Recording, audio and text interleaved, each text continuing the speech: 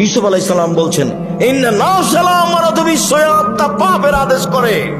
আমি বলি না নিখুঁত আমি, তবে আমি বলছি জুলাইখাকে জাতির সামনে ঘোষণা দিতে হবে আমি অন্যায় করেছি, ইউসুফ করেনি।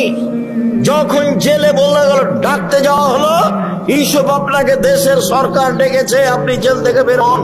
তখন ইউসুফ আলাইহিস সালাম বলছে, জি না, আমি জেল থেকে বের হবো কেন? আগে জুলাইখাকে জাতির সামনে ঘোষণা দিতে হবে আমি অন্যায় করেছি, ইউসুফ করেনি। যতক্ষণ পর্যন্ত খোলা মাঠে জুলাইখা ঘোষণা না দিবে ততক্ষণ পর্যন্ত আমি ইউসুফ জেল থেকে বের হব না। যদিও ইন্না নাফসাল্লাহ আমারাতু বিসসুই, মানুষের আত্মা পাপের আদেশ করে। আল্লাহ রাসূল বলছেন যে ওই পিতা আমার সাথে জান্নাতে থাকবে যে পিতা মেয়েকে বিদ্যা শিখিয়ে দিল, 1, 2 শিষ্টাচার শিখিয়ে দিল, 3 ভালো আচরণ করলো, 4 বিবাহ শাদী দিয়ে দিল, সেই পিতা আমার সাথে জান্নাতে এইভাবে থাকবে। জান্নাতের রাসূলের সাথে থাকা কঠিন।